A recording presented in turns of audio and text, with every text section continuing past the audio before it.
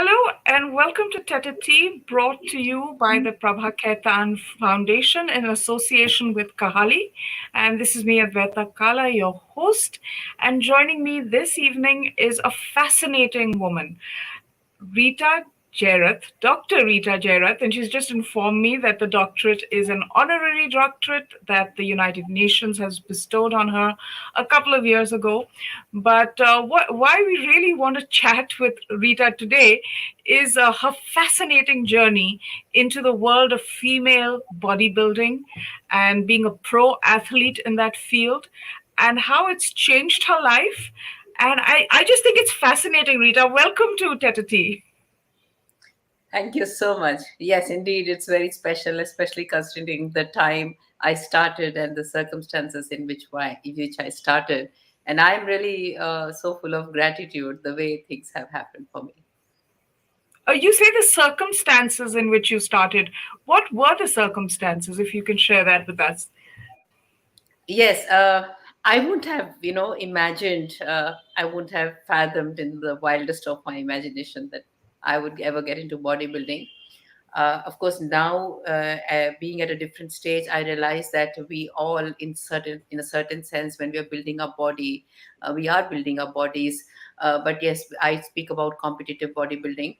I actually went to the gym with my son for the first time when he was already 15 years old, and he is an autistic child, and Mm-hmm.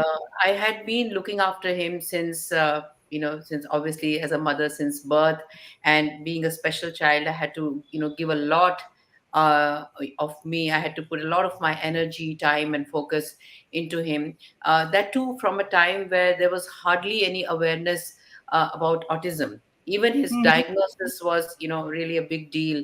That was in 1988. Wow. So nobody knew about it, and we didn't have the internet, we didn't have Google, that everything is so accessible. I went out to read Encyclopedia Britannica, I got literature from US, and I kind of established for myself and the latest research that was being done in it. And so it was always me who would tell my Mm-hmm. child what to do, what not to do, this is right, this is wrong. He was really in a world of his own. That's sometimes so typical with the neurodiverse children. And Right. this was the first time he said that he saw a film star and said, I want to have a body like that. And he would try to emulate that. So I thought it was very fascinating that he's coming up with something of his own. And I felt it's my duty to get him there. And I couldn't have left him at the gym on his own. He was by normal social standards, I would say, a little clumsy or whatsoever. I had to be with him to protect him, to guide him, and to take care of him. But I didn't know the moves which had done otherwise in weight training. I was, of course, very much into fitness and sports. I had been competing in swimming, and in the process of bringing him up, I was told that autistic children have sometimes, cerebral hypoplasia, and then they may have problems in balancing. So I was trying to teach him balancing exercises and Mm-hmm. sports like skating. So when I Mm-hmm. took him to the gym for the first time, I started teaching him. I realized that I too have a natural flair for weight training. I just took to it like fish takes to water. And then Wow. everybody in the world was, after me in the gym, because at that time, 2004, 5, 3, 4, 5, nobody was doing, no women were doing weight training. It was like maybe So one true. odd here and there, here and there. But in the gym where I lived, it was pretty awkward for a woman to come and do weights. Like when everybody is maybe doing yoga or some a bit of cardio, or not even coming to the gym. So they Hmm. found that I was being very silly and ridiculous, and what the hell I'm trying to do. And I faced a lot of opposition. And Wow. having an autistic child, having a mother who had suffered with schizophrenia, I had always been facing opposition. And it was like Hmm. right time something in my soul said that now I need to just put my foot down and authenticate myself. So I Hmm. got qualified, I studied, I did a lot of courses, and I so that I can say with authority, because I had no one on my side. And in that process I realized that there is nothing like that for women, whereas weight training for women is such a good thing, so very desirable. And that in a certain sense, even in the women in the village, when they lift heavy weights, or they're the laborers, or when they carry their children, or they carry heavy pots of water for long distances, they're probably doing much more heavyweight training than we are, that too in isometric holds. So I went on to talk about it, and then I by the time Google, internet had set in, and emails were had become usual. So I started writing to trainers and coaches abroad. I got to know about Mr. Olympia, and then I went to compete outside. I went to train outside, and then then it just followed. Everything followed, and that's how Escalate. it got What interested. about your immediate family? Your husband, your in-laws. What was their response to when you started training? Yes, everybody thought it's ridiculous, and they thought, how can you ever monetize exercise? Why are you exercising so much? And nobody found any sense in what I'm doing. But it's very gratifying to see today we have an entire fitness industry. So Hmm. nobody ever thought at that time that exercise can be of any benefit. And you should, if you're really so fond of exercising and moving yourself, or why don't you do the household work? That's also a form of resistance training, and you can just go for a walk, and that should be fine. And so Yeah. I faced the initial opposition, and today a lot of women come to me and they say similar things like, we still have a long way to go. So they say that, my husband tells me that, you can have a home at the gym, you don't need Mhm. to come back, or why are you doing this? And Sure. Sure. yeah, so Yeah. the usual things, they were all there. But Rita, the thing is that a lot of women who do go to the gym, and the gym culture and the fitness industry, etc., have picked up. They go in to get more slender, and to get that size zero and all of those things. But you actually went to the gym to bulk up and to sort of define your body in a certain way, and at one point, like, start competing. So, what were these notions of femininity, that exist in our society? How did you deal with that? Yes, I have always been unconventional, and I think that there is I think masculine and feminine should be looked upon as characteristics rather than just physical aspect of genders. Uh, we are from a culture where Shiva is Ardhanarishwar, and he has the woman and man both in him. Every man has a little bit of estrogen. Every woman has a little bit of testosterone. It is just taking the potential of human body. It's exploring the potential of human body, that how far a human body can go. The International Federation of Bodybuilding has Hmm. now banned actual women bodybuilding, which was done in the 80s. And Hmm. they have now several divisions to make it more inclusive. Hmm. When you say that if it's a female body, we cannot deny biologically that a woman has muscles. Without muscles, you cannot move. A muscle has to contract to do any sort of movement. So we accentuate that muscle and see that, explore to what level it can go anatomically. So the Hmm. divisions are now have been redefined since, especially since 2007 8. And after that, of course, physique division is now the bodybuilding division is now banned by the IFBB. It's just the physique, fitness, wellness, bikini. These are all coming up. So I feel that as women, we must be very proud of how our bodies are. And Hmm. it is the perception. When you say size zero, Right. it's actually an illness. Because if you're starving, a woman from a poor family, financially a weak family who is starving will get thin. What's a big deal? The challenge is to develop a structure which has very less fat, but your muscles have been built because of hard work. So as a person, I have always respected hard work and the idea to challenge yourself to do something which people say that you cannot do. So that kind of develops you into a much more evolved human being from within. It is telling Right. you to, it manifests itself in everything else that we do. So when your muscles are developed, it will take the natural form of what is already there. We are not Hmm. making it into a big, Ronnie Coleman or a Hulk kind of thing. The well-built bodybuilding structure of a female body is just an accentuated female body, and then Hmm. that is when you show all the curves and the structure and how it should actually come forward. Even the sculptures in the ancient temples, they show a Right. small waist and a very well developed gluteus, and they're actually showing very well built structures. We need to change our thoughts and our perception and our perspective of how a Hmm. body should ideally be in a woman. I find what you're speaking about fascinating because we do face issues like body dysmorphia. And, there was this study conducted that because of Instagram, especially young girls are having a lot of issues, accepting their natural bodies and their body types.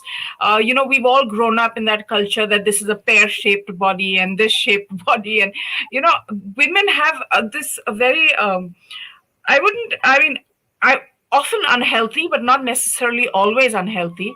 But we have a difficult relationship with our bodies. We don't accept them in the way that we should, because to a large extent, society doesn't train us in that way. It always tells us to critically observe our bodies. Uh, how has bodybuilding helped you overcome that sort of judgment when it comes to your own body and being a mother and your body having changed after motherhood? Yeah, when you're striving to win a competition at world level, then the first thing you have to know is what is your target. So when I looked at the bodies of world champions, whether they were fitness athletes, they were amazing, and the things they could do was phenomenal, and that inspired me that that's how it actually should be. So right now there is a change. It may be very little, but like in the France fashion shows, they have banned the size zero models because they get anorexic and they get sick. Even there are certain sports like gymnastics or artistic gymnastics where girls die of anorexia, or they miss their periods and all that. But there is another side of this. When we are all trying to become thin just because we can wear a certain dress, and nobody is bothered about the long term health repercussions, nobody is looking at life as a whole. It's not, they don't want what they can do, they want to show what they can look, and they're living in a very illusionary digital world, and not one to one relationships. They have not been prioritized. Because if your mother looks after you, you find her most beautiful because you get peace out of the love that Hmm. she's showing. But everything has become very visual, very presentational, very super Absolutely. female oriented.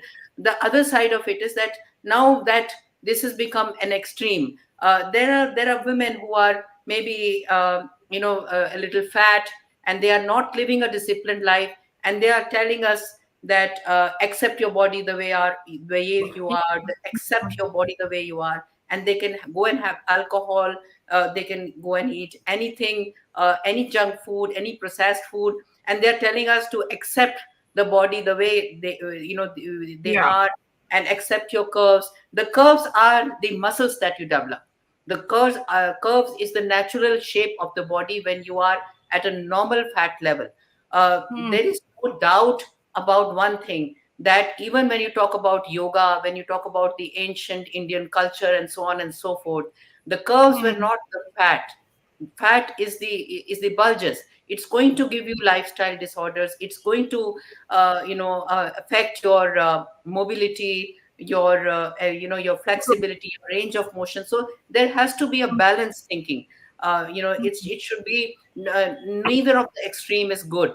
So if you're getting too thin and you're losing bone density and blood volume, it's going to harm you, it's going to affect your quality of life. Similarly, going to another extreme, not having self control, emotional eating, and just fooling yourself and just going on doing anything.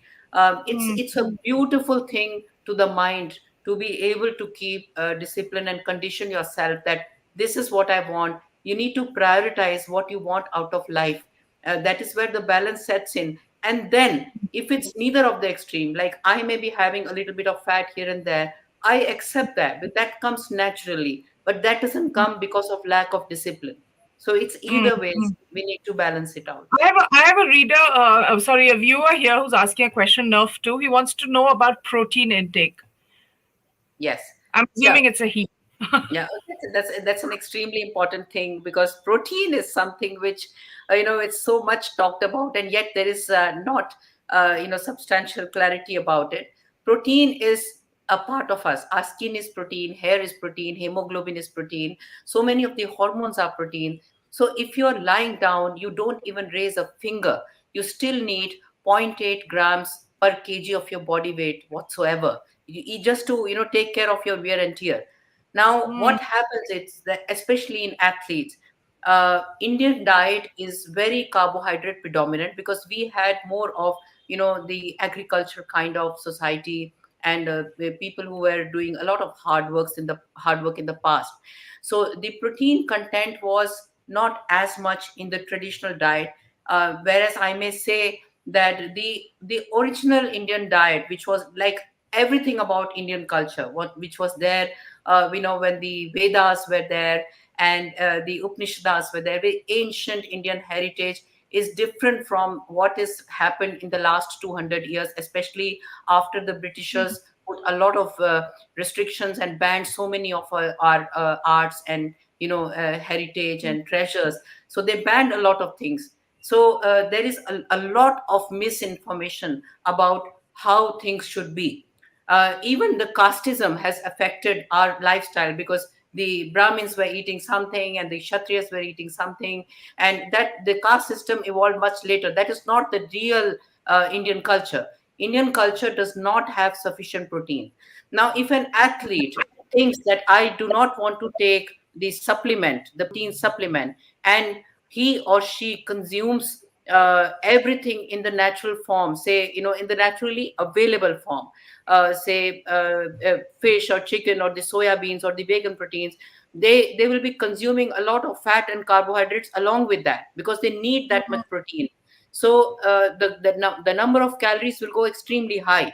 So if we are in a certain profession, which is especially sports, or we are working very hard, then you do need to supplement yourself. Coming hmm, to supplements, the supplement we have easily available is whey protein, which is a part of milk. hmm, So hmm, the milk which we are consuming has a lot of fat globules and lactose and casein and triglyceride and lot. So you cannot go on having indefinite amount of milk. Whereas the companies, the science, R&D has been developed so much that they isolate the whey protein. So what is whey? When the milk curdles, the watery part is the whey protein. They just hmm, isolate hmm, it, remove all the undesirable elements which we do not want to take in excess, and they isolate the whey protein, and they have kind of done the microfiltration and flavored it. You can take unflavored protein, but supplements must be used just as supplements. That cannot be part of your main diet.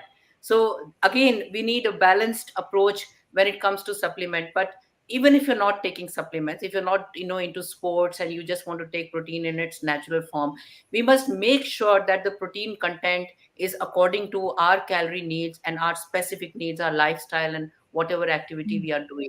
So protein is very, very important. hmm. There's a Lopa Mudra saying so right. Even yoga postures keep in mind the different curves of our body. That's that's really uh, beautiful. Yeah. Yoga may not have a very drastic body shape changing effect. Yoga is extremely good for mobility. Now, when you do yoga, your mobility, your flexibility, range of motion increases beautifully. Your internal organs are stimulated. Say your pancreas is stimulated. Now, that can help your biochemistry, and get you to a level where you can really optimize everything else that you're doing. So without yoga, you cannot do any sport. Yoga is extremely good, but yoga can give you an isometric stretch, but it will not burn a huge amount of calories the way a cardiovascular activity can do. So we need to kind of do a mix and match. We have, the International Sports Science Association says that there are several components of fitness.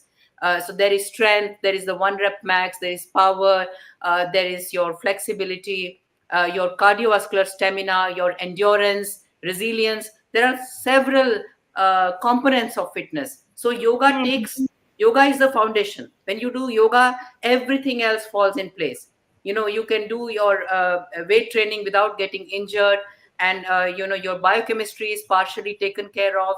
So if you are living a yogic lifestyle and you do everything else, it's going to really optimize everything. But alone yoga may not do everything that you want. I'm going to ask you this question. It's a little off syllabus, but will you share with us how old you are? I know because it's on Wikipedia, but I'm just looking at your skin. And my God, I mean, I know this is about bodybuilding and fitness at that level, but your skin is flawless. It's tight. And please just share with everybody if you're comfortable. Of course, yeah, it's on Wikipedia. I cannot hide it anymore. So, yeah, I'm 52 years old now, and I'll be 52. I'll complete 52 in December, Amazing. Christmas. And yes, my skin again, a disciplined lifestyle, and of course, as I mentioned, protein is our skin is protein, and it contains collagen. And a disciplined lifestyle can go a very long way in keeping our skin good. So that's a good tip. Thank you so much for that. Youthful, not just, yeah, people on the chat are already saying, wow. Because I mean, really, because now there's a situation, Rita, where girls I've read as old as 15, 16, 17 in urban centers are getting Botox shots. That is Botox is like I don't know what about Botox. Botox is poison, and it's kind of it numbs that area, and I don't know the repercussions of that. I think a doctor can say, but I know one thing, that it numbs that area. It kind of paralyzes that area. Your expressions are not real. It doesn't look real. It looks very artificial and made up. I think that is the point where we need to decide and prioritize what I want. I don't close my mind to anything, but if you ask me personally, I would never go into it. It's like you cannot do it forever. You need to maybe people who are actresses, or there is a professional demand for them. They're going to earn money No, out of it. Uh, actresses, even for actresses, I mean, because some of them have got so much done that yeah, you're not able to express on screen. express. How do you Yes. act when you're frozen? Yes, yes. How do you act when you're frozen? Exactly. That's the point. If it is, it could be a very very personal choice, but I don't think it should be the last resort. Yeah, I think that's how I can put it. It should be a last resort. If there is some psychological issue or some complex or something in certain cases, I'm not really in favor of Botox. I think that if you live a good lifestyle, then it can give you a reasonably good skin for a very long time. You see, we people, I'm telling you, 99.9% of the people, they abuse their bodies. God is very kind. Your skin can get replaced in 2 to 3 months, complete skin. But what we do, people are taking alcohol, they want to eat junk food, they want to, don't want enough sleep, they sleep at odd hours, they don't live a good lifestyle. And then they go for Botox shot. But there is always a comeback. People want to do everything and then have a good skin, and then that actually the all the tips are very very simple. It's so simple, but in today's world, to do the most simple things is the most complex thing, because the society around you, they may want you, your friends may want you to sit and drink with them. So when I go to my school group, when I go back with to party with them, I don't eat anything, I don't drink anything, and nobody tells me, and I pay the bill. I say, I have come here to be with you. My priority is to be with you. It's the So presence. I want this to be around you. Rita, this is what I find very difficult. It's basically you have to break up with food giving you pleasure, you know, Yes, exactly. and Yes. that's tough. That's a shift that is really difficult. And I'm speaking as an emotional eater. It's really really tough to do that. This bodybuilding has really helped me a lot to recondition my mind. One of my coaches in Florida, her name is Sharon Day. I worked with Bombshell Fitness. I trained under her because we didn't have coaches in India. I think that really helped me. She said that, when it comes to your relationship with your food, you need to prioritize what you really want. What is it that you want, and what is it you want out of food? And as she especially pointed out at me, because I was the only Indian there, she said that every food, whatever vegetable it has a kind of natural flavor and identity of its own. We must respect the natural flavor, learn to enjoy the natural goodness in every food, and we will never dislike a food. So we are told all the time that pizza is good, burger is good, this is good, so we think that is good. It's a kind of a mental conditioning. If we are told that, okay, this is a fun vegetable, if it is marketed like that, we will start enjoying those particular vegetables. So we need to prioritize and what we want out of food. That is the key. Mm. So what is your favorite indulgence now? Since you live such a disciplined life, what's your favorite indulgence? It's like in summers I like mangoes, so I may have more than Yeah. I should. And but none of my it's always the portion that I go weak with.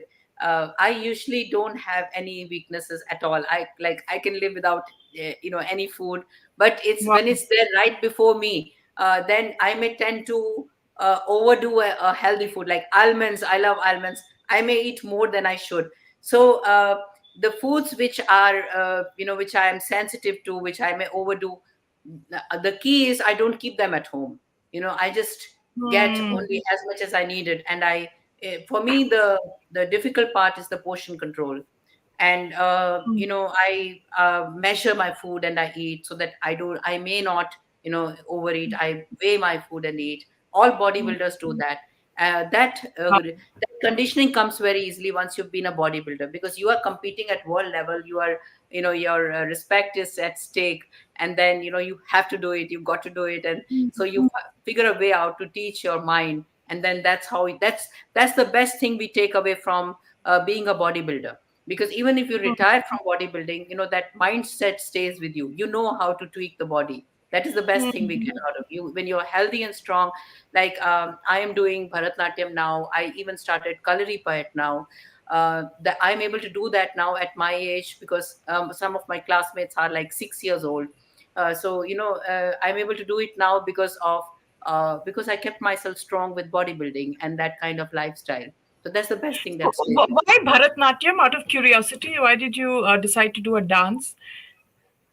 I when I was young, I was living in Chennai, and for about 10 years I had done, but I could not complete my Arangetra. My mother was very sick, and it was very difficult for me at that time. My father was in the Air Force; he kept getting posted, and that was like kind of an unfulfilled dream. And after that, after I retired from bodybuilding, I gave my exams. I became a judge, and then I thought that instead of doing cardio, let me do something which I wanted to complete in my life. So this is my fourth year now. Wow. Hopefully I will again redo the entire thing. So yeah, I recently performed, and I was like so grateful. The Honorable Minister Meenakshi Lekhi, she posted my performance at the India International Center on her official page, and that was very very kind of her, very great of her. She didn't know me, but she just did it. And so, there's some moments which are very gratifying. And what is your, women in our society in particular, we have we've seen our mothers do it, and it's sort of a legacy that you prioritize everyone else before you. Everyone must eat before you, everyone must get their rest before you, and you always put yourself last. Now something Yes. like bodybuilding is so demanding. Yeah, bodybuilding is like you got to be a bit of a narcissist, and um there is a goodness in narcissism. I take it. I don't like it, but when you have a bit of it. Have just a streak, kind of streak of it, an element. When you're at the gym, you're not judging and looking at others. You're looking at your own journey. So that kind of makes you positive. So they say even in the most negative things there is something positive. And for me, it was easier because I'm now not living in a joint family. I am with my son, who is an autistic child, and he needs, acceptance. And so he gives it back in turn. So he accepts whatever I do. So maybe it was, in the sense that with all the difficulties that come of doing it all by yourself, doing it all alone, there are certain good things in it, that there's nobody who is stopping you or bothering you much. So that helped me. And yes, if you are going to prioritize others, then you need to prioritize yourself, because if you are strong, only then you can look after your family until the end of your life. So I felt, because my son is having his own challenges, and Yeah.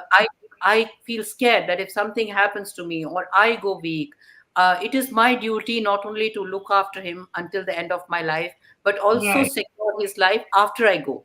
So I have no choice but to be strong until the end. So that kind of can give a silent message to all women. You don't want to be a liability on others. I saw my father dying. He was very, very fit, very strong. Till the last day, he went to the market, he got things, he was working at the bank. He came, he fell down, and he died. And I was in shock, because I felt that my father was so strong, he died, and it wasn't a good death.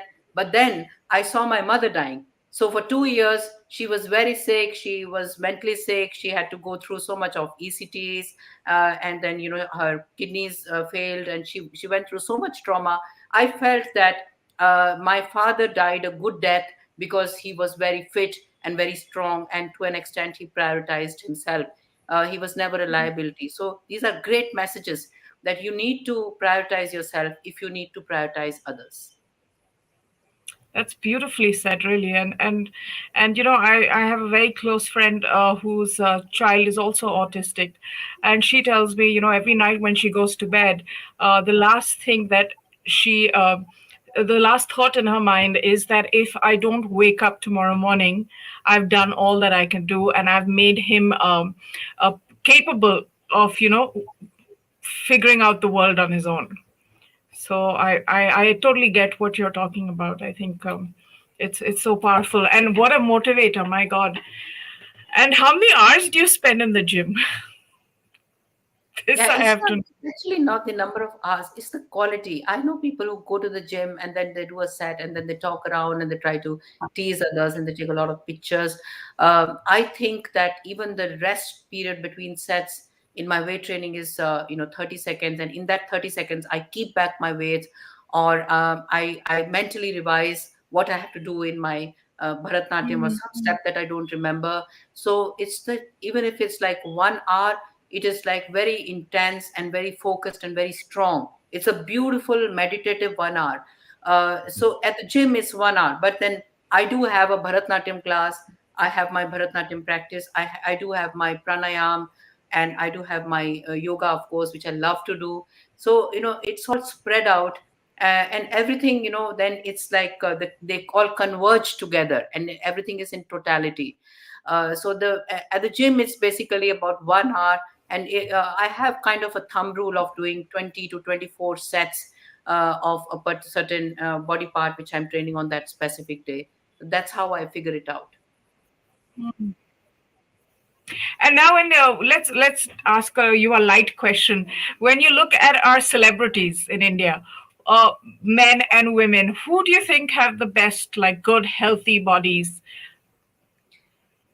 Well, I like, I don't know if he's very popular. I'm not very familiar with Bollywood, but I like Vidyut Chambal. Uh, Yes, he's yes. very fit. He's very strong. He does his moves very beautifully. He is also a Kalarippayat artist. But the thing is that when you go to the actual gurus in Kerala, they say one thing. They're very positive about him. They say that he's done a great job by making people aware of Kalarippayat, because that was also something that was banned by the Britishers. And it's a beautiful art which was created by Lord Parshuram. It has an entire mythology and history behind it. The thing is that these people tweak it according to their own whims and fancies, whereas the classical arts are very pure. They are very, very, very calibrated. So Hmm. he has kind of made his own moves. So in the original art, there are like 8 animals, whose postures and whose moves have been emulated and kind of done. But he's made his own lizard move and something something. But he's very fit. He's very strong. And the fact that he's an actor, they need to have good presentation, they need to learn their dialogues, they need to act, they need to stress out with the shows. It's like really commendable what he does. There are other actors who are fit, but then they are then they go to extremes. They may be going into anabolics, which I don't Hmm. like. That is amongst the youngsters. Otherwise, in the older ones is Akshay Kumar and Amitabh Bachchan, who are really really really fit. They're Hmm. working Hmm. so much at that age. It's phenomenal. Anil Kapoor And is very fit. known for their discipline. I think it all comes down to discipline, doesn't it? I mean, what is your routine like? What time do you go to bed? When do you wake up? Do you binge watch Netflix? I mean, do you do any of the things that we do? I know you. I think I must. Like a lot of people tell me, I should be in touch with that aspect, but I never watch television. It's rarest of rare. The only Netflix movie I've seen in my life is no, it was a web series called Crown, and Oh, that's yes. about it. I have never seen a Netflix, and people tease me, okay, watch Netflix, and then I laugh. So I've never done that. I would prefer to read a newspaper rather than watch television. I get some clips of the news from my from the Instagram pop-ups. I may get a bit of that, but I'm so engrossed in my own world of Bharatnatyam and exercise and a little bit of business that I'm planning, a book that I'm writing, and then my son, and there's so much to do that I'm like completely lost. I don't know where the rest of the world is going. I'm happy, in my own life. I And you know, don't care. I don't care what about the India-Pakistan match. I think that I if know. they are so upset about it, then they shouldn't have played. Once they have played, once they've gone on field, then they should accept. Yes, so you ideally stay away from social media and the outrage cycles of the I day, don't. and There's some keep your very mind. nice boy, a very nice child who looks after my social media, and then I just look into pop in once in a while, and then I get messages like, "Is it really you?" So then I don't know what to say. I take it off. And we've spoken a lot about the physical benefits of staying fit and working out and things like that. You've also, mentioned the mental health challenges your mother faced. What are the mental and the psychological benefits of being physically fit and active and working on your, uh, you know, fitness levels on a daily basis? Oh, of course, that's infinite. I think mental levels are much more. It is actually mental conditioning and a kind of meditative process when you are able to pursue a fitness journey. Like there are times, especially at the level when you're competing at an international level in bodybuilding, or you're doing something like Bharatnatyam or Kalari Fight, small pains don't matter. You have to have the desire to be able to do that particular step or that particular move or that particular weight. And when you're so lost your focus elsewhere, first of all you learn to conquer pain. uh, then Hmm. secondly, when like I'm walking on a bodybuilding stage, nobody's going to ask me, oh, you had a tough life, you had all your pangs and agonies and sorrows and tragedies. Nobody's going to say, oh, she's a good woman, let me give it to her. It's not going to be that. Oh, she's older woman, let me give it to that. No, it's even if it's a 20-year-old and I'm 50 years old, they're going to see the judges, if they are really righteous, they're going to see who is doing well, who is smiling. Hmm. You need to smile. Hmm. So there are so many things which we subconsciously overcome, that we are learning to prioritize on what we want. We are able to smile in spite of the pain. We are able to get up and move. That inertia of laziness is Hmm. immediately overcome because of the desire to do what we have prioritized in our life. Then Hmm. second, if you look at it biochemically, then the all the endorphins and all the biochemicals that are secreted if you are doing a physical activity, serotonin, it goes without saying, that is there, that is too immediate. But there are other benefits, like when you have an overall good fitness, you can travel, there is a kind of great freedom of the soul, because you Mm, know that at any age you can go and merge, even in a 20-year-old children group. You can mm, go with an 80-year-old group. You can go anywhere, you can do anything, and that kind of gives you an eternal kind of freedom. mm, You are never in a situation where, oh, I cannot get up these climb these stairs, or I cannot go through go climb through a wire, kind of. You can get into anything, go anywhere, do anything. There's so much of freedom. You can move the way you want to move.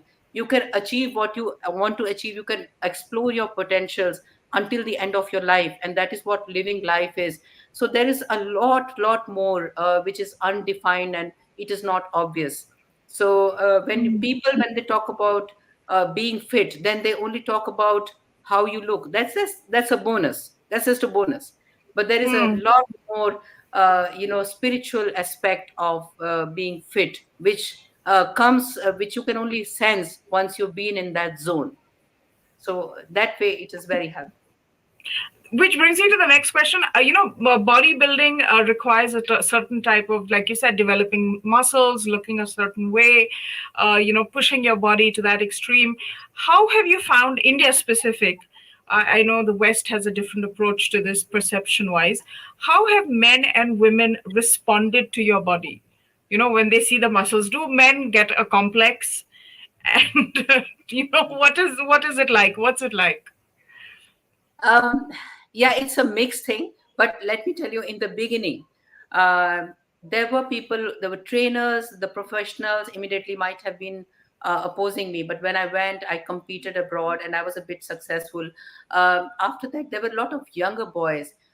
They had two things in their mind. The first thing was they said, "Oh, we cannot do it, being boys and men, and she's done it." So they really gave me a lot of respect. And lots of boys, more than that, they came to me, "We want you to meet our mother, our wife, our sister, because she has given up on herself, and she feels low all the time, she's sad all the time. We see you smiling in spite of everything." So I got a lot of love and attention, especially when there was nobody else. Now of course we have hundreds of girls, but I got a very good response in the beginning. uh, Now the girls, the immediate society, neighborhood, aunties of my age were all, "Oh my god, what the hell she's up to." They were like that. But the younger girls, the younger generation, have been very loving towards me. Like, it's overwhelming. So even now, all the young girls, they come to me and they say, "When we grow older, we want to be like you." So that is so heartening. I mean, like, that kind of completes me. Absolutely, that's amazing. So Mm, there is a section of people, in spite of the fact that we say that we have an orthodox society, uh, but when I went on to do it and I didn't bother in the beginning, then they all came back to me. There will always be a group of naysayers, but I mm. think we always have a balance sheet, and in a nutshell, I think I'm happy with the kind of response I get. And are you seeing bodybuilding picking up in younger women, the younger generation? Are you seeing Yes, more a women lot. drawn to it? A lot. Like, even now we see actresses like, say, Tapsi Pannu, and one young Disha Patni is there. Oh, yeah. Yes, Very happy absolutely. deadlift. And a lot of girls are realizing that if you are weight training, you are increasing your bone density. You are very much increasing the longevity of how, your shelf life as an actress, and how you're going to look. Uh, so if you're doing it from the beginning, it's like those years and years, they're going to add on, bit by bit, and they're going to make you very strong. So when we see, say, a young girl, the young girls, they all look the same. Mm, They don't look different. But as they grow older, and then they reach their 40s and 50s, then the difference becomes very conspicuous. So definitely now people are seeing, and at the cost of sounding immodest, I may tell you, lots and lots of girls have started looking at me in their weight training. A lot mm, of men who were coaches, and they used to message me, in 2009, 10, 11. We've been telling girls that, look at her, she looks fine. She's not going to be, that big Hulk or anything. You're not going to be that. You must do weight training because she's able to stay strong at her age. So in the last 10 years, of course, now, there are so many people to follow, hundreds of people to follow, but then people are looking at it very differently now. And so I think, I mean, it's going to be a trend. A lot of actresses are doing it now. And what is your day like? What time does it start, and what do you eat during the course of the day? One of our viewers wants to know. What's your routine like on an average day?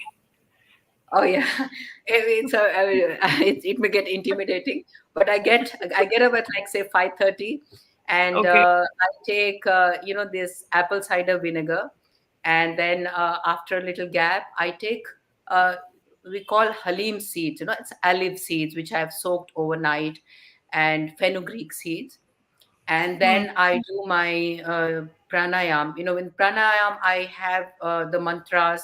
I love to hear Pandit Jasraj.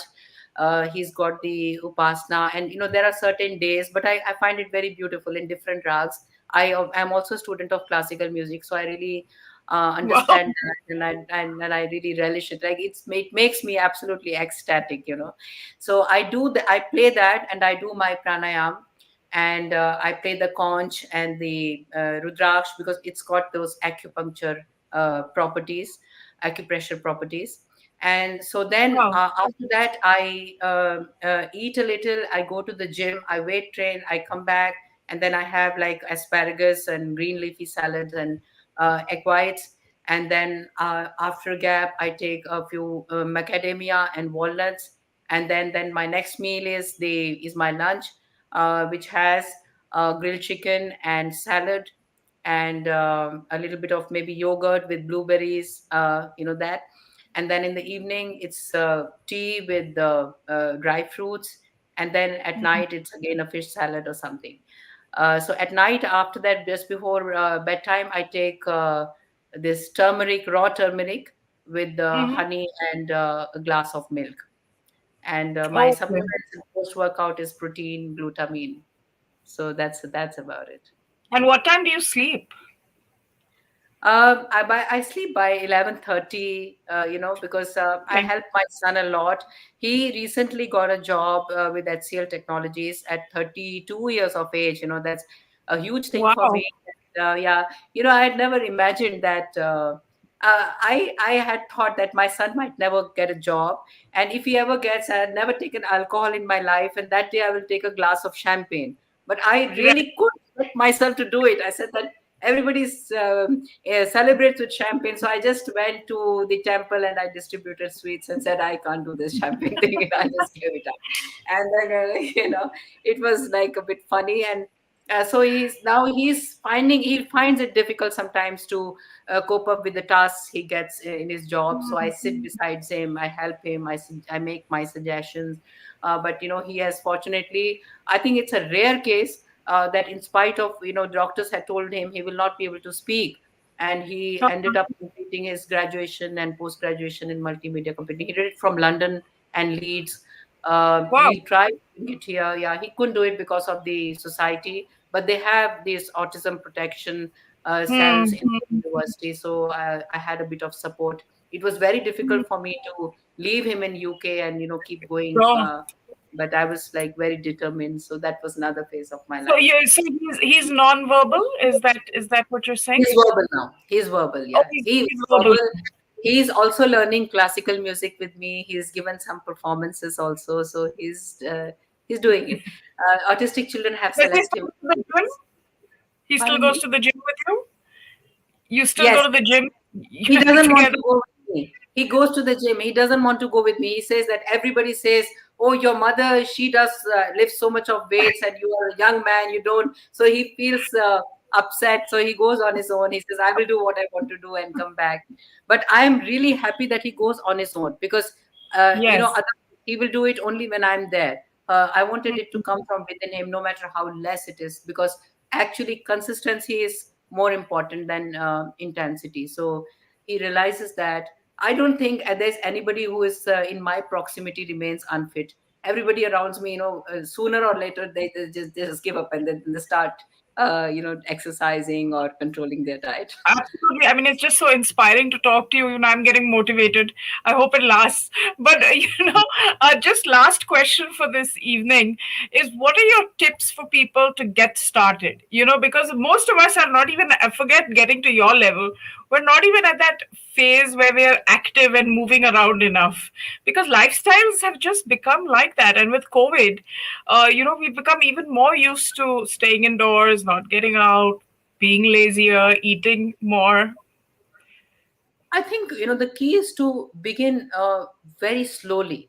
People want to go to the gym, and then on the first day they want to within 1 month they want to get fit. I think we should first start accepting that do very less of it, and let's decide to work on our habit more than the weight training. I want my habit to become such, so I am working on the habit that I form. My habit should not break. Whether the body is going to become thin, fat, strong, weak, whatever, it will take care of itself. So if you have a lot of if you subscribe to fitness portals, have fitness magazines, if you have that around you, you are fine tuned to think like that. Be around people who are into fitness, and go to a gym. Even if you're going to chat and come back, it's not possible that you go to the gym and you do nothing. You may do very less of it, but you will be in the flow, and one day it will like take off. And give yourself all the time. You have to be kind to yourself. But I feel that the way we have a bath, the way we eat our food, we should first of all resolve that we are going to do this daily, and we are not going to attach ourselves to the result. The moment you attach yourself to the result, you will lose the game. You have to enjoy, you have to attach yourself to the process, that I am not going to lose this habit of going to the gym.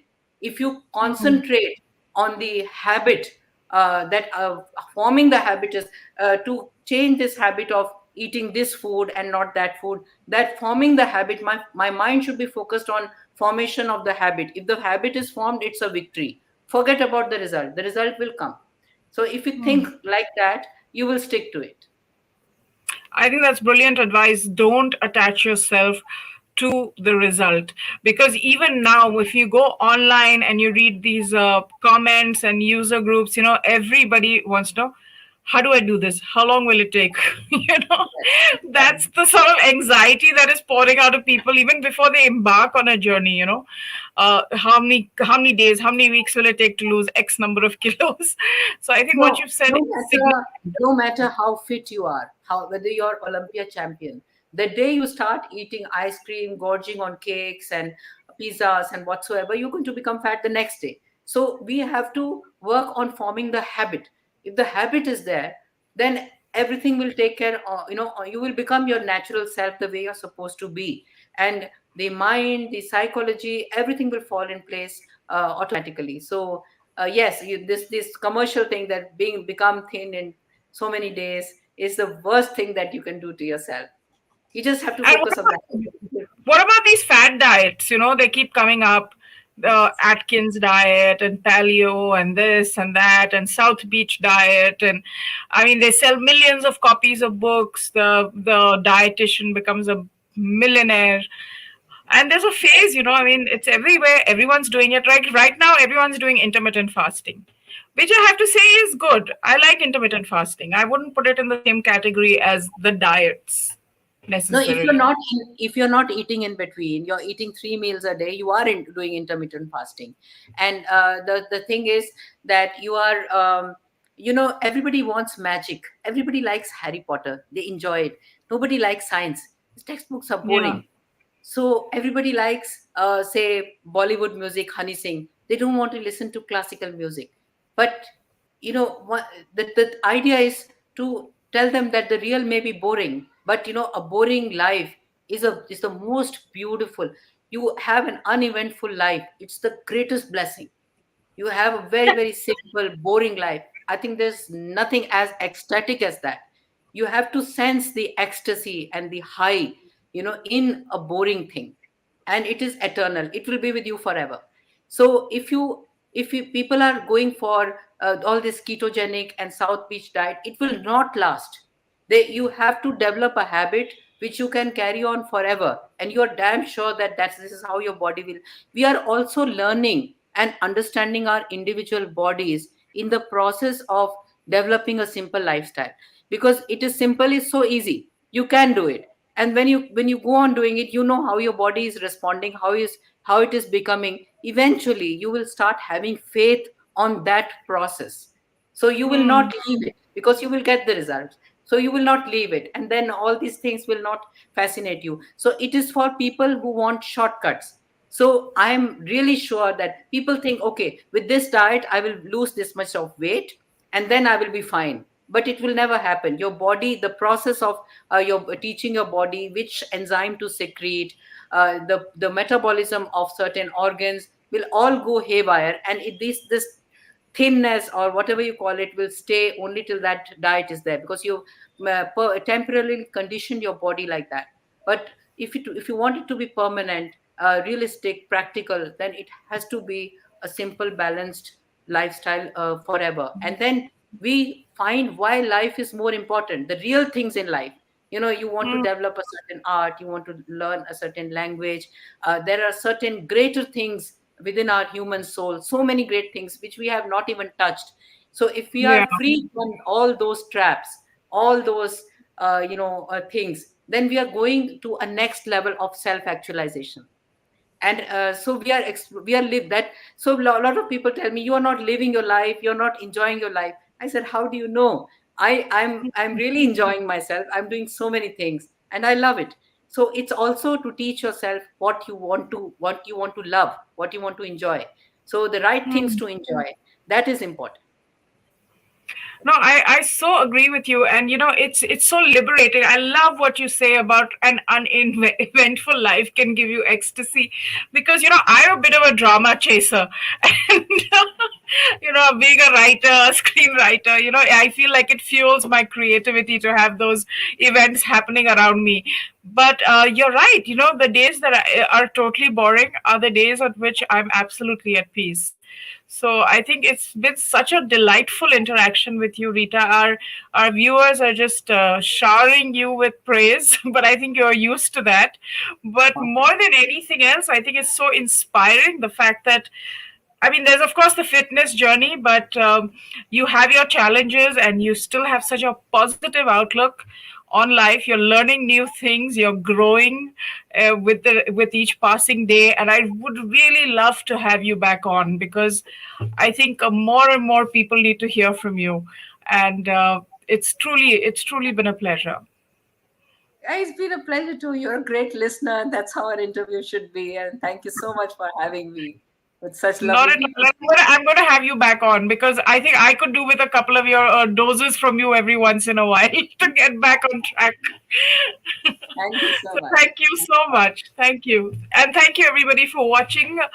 Thank you to Prabha Khaitan Foundation for hosting this very special interaction with Rita. And we're going to continue to bring you inspiring women who are changing the way they look at the world. And with that, the world changes how it looks at women. And I think that is so significant and so important. So do come back and join us again. Do like, share, subscribe this channel, share it with your friends. There's some amazing tips. I think the biggest thing that I've learned from my interaction with Rita is that make small habits. And then once those small habits take a grip on you, you can go on to making bigger lifestyle changes. So thank you once again, everybody, for watching and keeping your questions coming. And we'll be back again soon.